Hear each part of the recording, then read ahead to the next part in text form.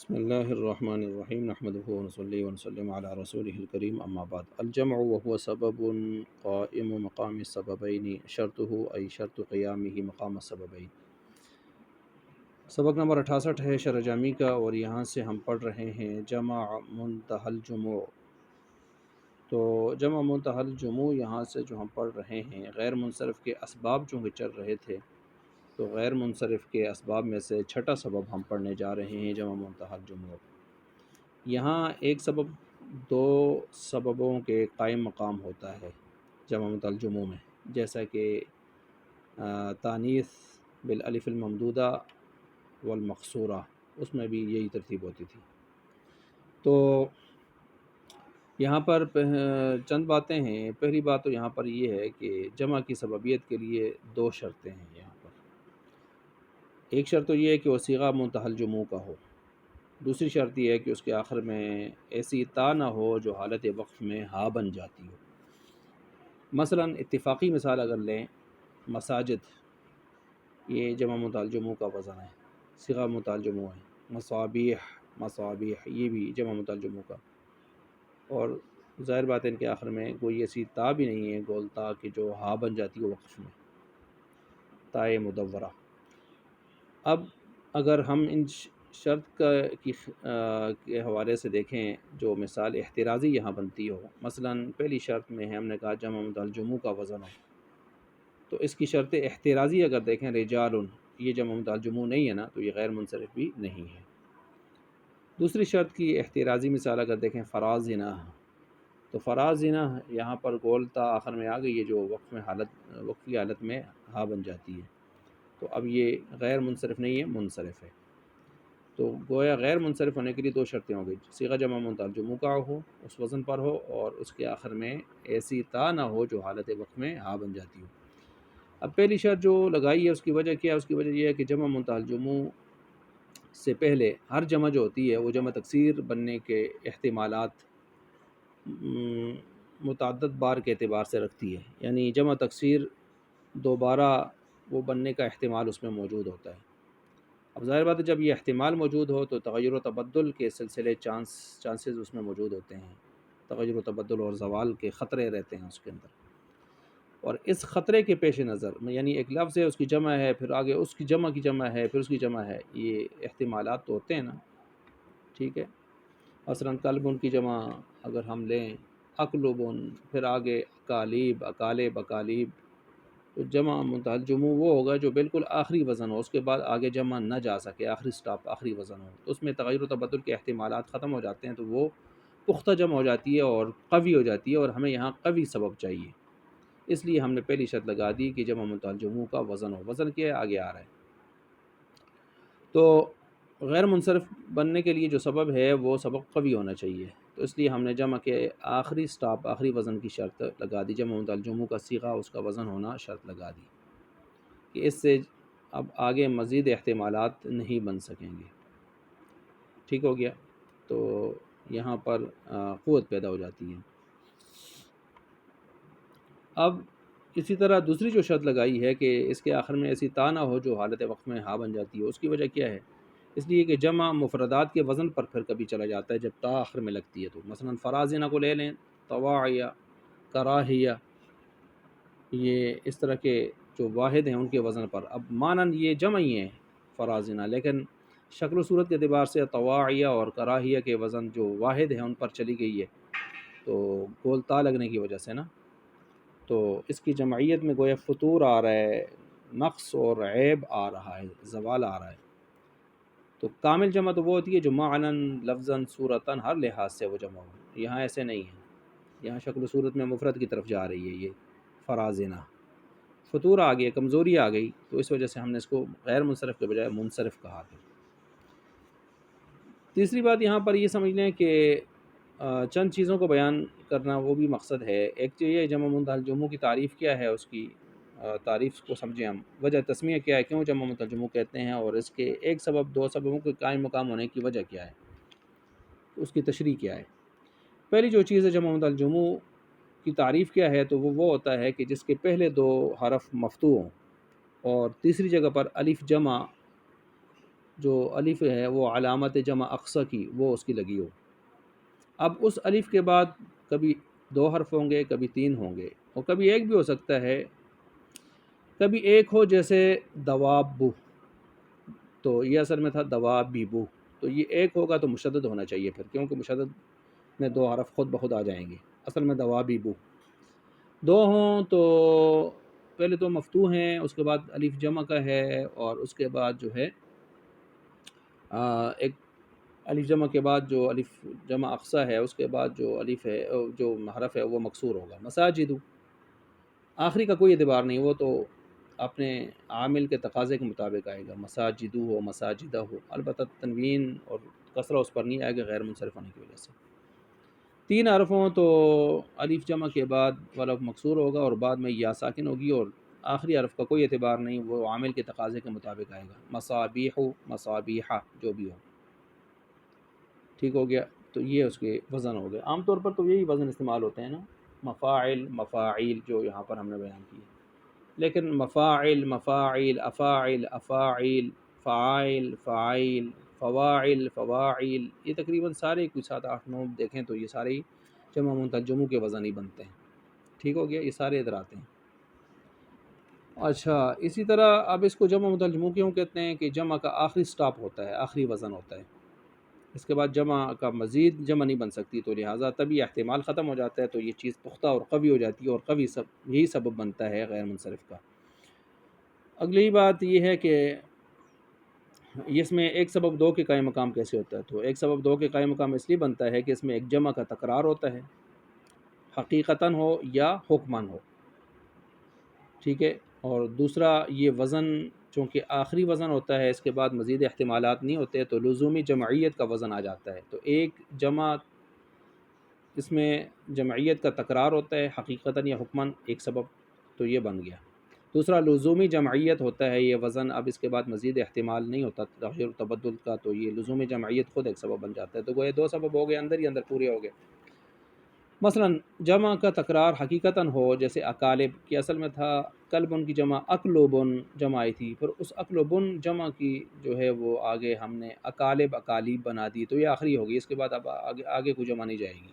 یہ حقیقتاً ہے نا کہ جمع کی جمع حقیقتاً آ گئی ہے. وہ کبھی حکماً ہوتا ہے، جمع کی جمع حقیقتاً نہیں آتی بلکہ ڈائریکٹ وہ واحد کی جمع جمع مترجمہ آ جاتی ہے، اس کو ہم تکرار جمعیت اس کے اندر ہم مان لیتے ہیں، حکماً مان لیتے ہیں، کیونکہ وہ وزن یہ والا بن جاتا ہے جس میں تکرار جمع والا. مثلا اکالب میں تکرار جمع ہے نا، اس میں واقعی حقیقتاً پایا جاتا ہے کہ کلبن سے اکلبن ہوا ہے، اکلبن جمع سے پھر آگے اکالب ہوا ہے. لیکن مساجد کو لے لیں، مساجد ڈائریکٹ مسجد سے مساجد ہوا ہے، درمیان میں کچھ اور نہیں بنا، لیکن یہ چونکہ وزن وہ بن رہا ہے تو اس وزن کو دیکھتے ہوئے ہم نے اس کو بھی شمار کر لیا، گویا اس میں بھی جمع کی جمعیت کا تکرار ہی ہے، مان لیا، تو حکماً جمع ہو گئی. پہلی والی حقیقتاً ہو گئی اور دوسری حکماً ہو گئی. اب یہ 2 سبب ہو گئے، میں نے بتا دیا، جمعیت کا تکرار اور لزوم وزن جمعیت وزن آخری وزن اس میں جمع ہو گیا ہے. اس کو جمع منتہل جموع بھی کہتے ہیں، اس کو جمع اقصی بھی کہتے ہیں، آخری. اچھا جی، یہ چند باتیں جب آپ نے سمجھ لیں، اب آگے چلیے. الجمع ایک خارجی اعتراض ہے، اس کا جواب ہے کہ غیر منصرف کے اسباب تو سارے اوصاف کے قبیل سے ہیں، آپ نے یہاں جمع کہا وہ تو ذات ہے، تو جواب دیا بھائی پرانی باتیں ہیں، یہاں پر جمعیت الجمعی مراد ہے، یعنی جمع کی جمعیت غیر منصرف کا یہ سبب بنتی ہے.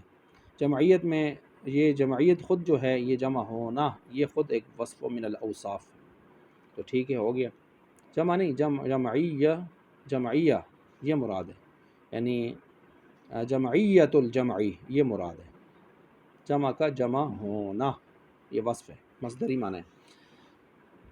ای شرط قیام ہی مقام سببین، کہ یہ تو ہو گیا سوال جواب ہے کہ بھئی 2 کے قائم مقام ہوگی اور کیسے ہوگی وہ ہم نے بیان کر دی ہے.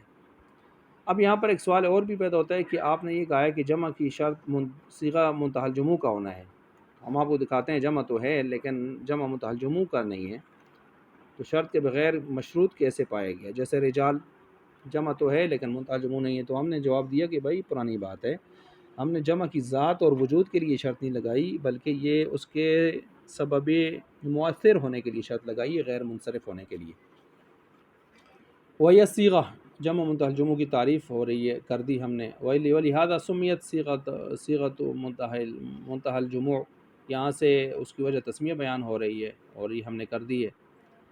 اچھا آگے، فاما جمع السلامہ، یہ سوال کا جواب ہے کہ آپ نے کہا ہے کہ جمع منتہی الجموع آخری جمع ہوتی ہے، اس کے بعد کوئی جمع نہیں آ سکتی۔ ہم آپ کو دکھاتے ہیں آتی رہتی ہے، صیغہ منتہی الجموع کا ہے لیکن اس کی جمع آگے آتی رہتی ہے۔ مثلا ایامن جمع منتہی الجموع ہے، اس کی جمع ایامینین آتی ہے۔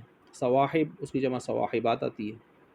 تو جواب دیا حضرت ہماری مراد جو ہے جمع مزید نہ آنا جمع کا، وہ جمع مکسر مراد ہے کہ جمع مکسر مزید نہیں بن سکتی، بس یہ آخری وزن ہے۔ جمع سالم اگر بنائیں تو کوئی حرج کی بات نہیں ہے، کیونکہ اس میں تو صیغے میں کوئی تبدیلی نہیں ہوتی، صیغہ وہی رہتا ہے۔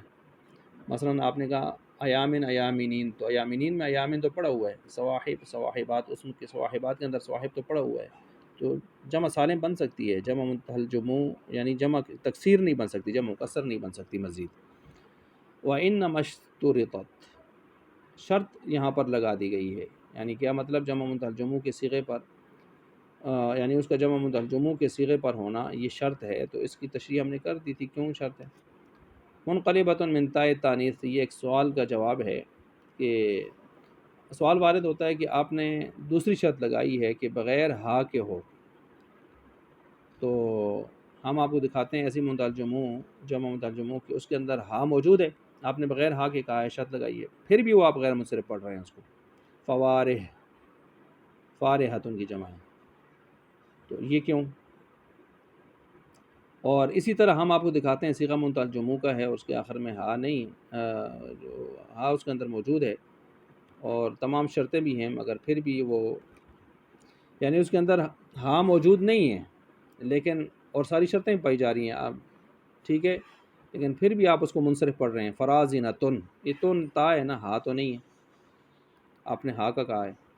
تو اس کے جواب دیے ہیں دو، ہم ایک جواب تو یہ ہے کہ ہم نے جو شرط لگائی ہے وہ بغیر ہا کے ہو، تو اس سے مراد یہ نہیں ہے ڈائریکٹ ہا ہی ہو، بلکہ ہم نے کہا وہ گولتا ہو جو وقف کی حالت میں ہا بن جاتی ہو، ٹھیک ہے۔ آپ نے جو مثالیں دی ہیں فوارح، اس میں جو آخر میں ہا ہے تو یہ تو نفس کلمہ ہے، یہ تو بار زائد نہیں آئی باہر سے، نفس کلمہ ہے، تو ہم نے جو شرط لگائی ہے کہ وہ تا ہو اور وقفی حالت میں ہا بنے، اور تا نفس کلمہ نہ ہو۔ فوارح میں جو آپ کو ہا نظر آ رہی ہے یہ کوئی وہ تا نہیں تھی جو ہا بنی ہے، یہ شروع سے ہی ہا ہی ہے، اور یہ ہا اس کا نفس کلمہ ہے، نفس کلمہ باہر سے نہیں لائی ہوئی۔ فرازینہ، اسی وجہ سے فوارح جو ہے وہ غیر منصرف ہم پڑھتے ہیں اس کو۔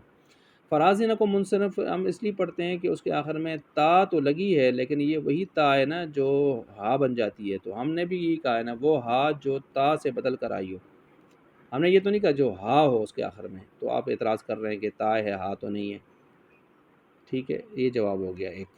دوسرا جواب یہ ہے کہ ایسی ہماری مراد یہ ہے کہ ایسی تا نہ ہو جو حالت وقت میں ہا بن جاتی ہو، یہ باعتبار ما یا اولو کے ہم نے اس کو ہا جو کہا ہے نا، یعنی آگے چل کے ہا بنتی ہے وقف کی حالت میں، شروع میں تو وہ تا ہی ہوتی ہے، باعتبار ما یا اولو کے ہم نے بغیر ہا کے کہا ہے۔ یا اولو کا مطلب آگے چل کے انجام کے لحاظ سے، خلاصہ کے لحاظ سے، انجام کار کے لحاظ سے وہ ہا بنتی ہے، ورنہ شروع میں وہ گولتا ہی ہوتی ہے، تو یہی ہماری مراد ہے یہاں پر۔ وَإِنَّمَا اشْتَرَطَ كَوْنُهَا بِغَيْرِهَا، یہ دوسری شرط کی اشتراط کی وجہ بیان ہو رہی ہے، یہ جس کی تفصیل ہم اوپر جو کر کے آ چکے ہیں کہ دوسری شرط کیوں لگائی تھی۔ وَلَا حَاجَةَ إِلَىٰ إِخْرَاجِ مَدَائِنِ، یہاں سے سوال کا جواب ہے کہ بھائی آپ کو ان دونوں شرطوں کے ساتھ ایک اور شرط بھی لگانی چاہیے تھی، تیسری شرط بھی، وہ یہ ہے کہ اس کے آخر میں یا نسبتی نہ ہو، اس لیے کہ مدائنی، یہ مدائن جو ہے یہ صیغہ منتہی الجموع کا ہے، مگر اس کے آخر میں یا نسبتی لگی ہوئی ہے، تو اس کو آپ یہ منصرف ہے، غیر منصرف نہیں ہے۔ کیوں؟ آخر میں یا نسبتی لگی ہے، تو آپ کو کوئی ایک شرط اور لگانی چاہیے تھی کہ آخر میں یا نسبتی نہ ہو۔ جواب یہ ہے کہ مدائنی کو آپ نے یہاں پر مثال میں پیش کیا ہے، تو یہ تو خود مفرد محض ہے، اس میں داخل ہی نہیں ہے ہماری تعریف میں کہ جس کو نکالنا پڑے، یہ تو ایک شعر کا نام ہے، جو ایک شعر کا نام ہے مدائنی، خود یہ مفرد محض ہے، تو اس کو آپ جمع مترجموں کے استعمال کر کے اس کو ہم اعتراض کرتے ہیں کہ بھائی یہ غیر منصرف ہے۔ تو باقی جو مدینہ کی جمع ہے وہ مدائن ہے، وہ غیر منصرف ہے، اور اس مدائن کو دیکھ کے، آپ مدائنی کو دیکھ کے آپ نے شاید دھوکہ کھا لیا ہے اور مغالطے کا شکار ہو گئے ہیں الفاظ کے ظاہری اشتباہ کی وجہ سے، تو ایسے نہیں ہے، دونوں میں فرق کیجیے۔ فعورم مما سبق، سوال کا جواب ہے کہ اما فرازنا جو ہے، اما کون سا مراد لیں گے؟ اما ابتدائیہ لیں گے یا تفصیلیہ؟ اگر ابتدائیہ لیتے ہیں تو وہ تو ابتدائی کلام میں آتا ہے، جبکہ یہاں تو درمیانی کلام میں آیا ہوا ہے۔ اگر اما تفصیلیہ لیتے ہیں تو وہ بھی صحیح نہیں ہے، کیونکہ وہ تو تفصیلیہ، اما تفصیلیہ اجمال کے بعد آتا ہے، یہاں اجمال تو کوئی نہیں ہے پیچھے، تو جواب یہ ہے کہ اما تفصیلیہ ہی مراد ہے یہاں پر۔ باقی یہ کہ پیچھے اجمال نہیں ہے، تو اس کا جواب یہ ہے کہ اجمال اگرچہ صراحتاً مذکور نہیں ہے، لیکن ضروری نہیں کہ صراحتاً اجمال پیچھے ہو، ٹھیک ہے، مگر ضمناً ہے کہ بغیر ہا، بغیر، جو ہم نے کہا نا بغیر ہا، تو اس سے ضمناً اجمال سمجھ میں آ رہا ہے کہ صیغہ منتہی الجموع دو قسم کا ہوتا ہے، ایک وہ جس کے آخر میں ہا ہوتی ہے، اور دوسری وہ جس کے آخر میں ہا نہیں ہوتی، تو یہ اجمال ضمناً سمجھ آ رہا ہے اس لفظ سے، بغیر ہا سے۔ تو بغیر ہا، جو بغیر ہا، جو یعنی اس کے بغیر ہا کے جو ہوتی ہے وہ غیر منصرف ہم شمار کرتے ہیں، جیسے کہ مساجد و مصابیح، اور جس کے آخر میں ہا ہو، یعنی وہ گولتا جو ہا بن گئی ہو کی حالت میں، تو وہ منصرف ہوتی ہے، جیسے فرازنا ہم پیچھے بحث کر کے آ چکے ہیں۔ تو خلاصہ یہی ہوا کہ ماقبل ضمناً اجمال سمجھ آ رہا تھا، اور وہ کافی تھا اجمال کے وجود کے لیے، تو اما فرازنا میں اما کو پھر ہم نے تفصیل کے طور پر لے لیا۔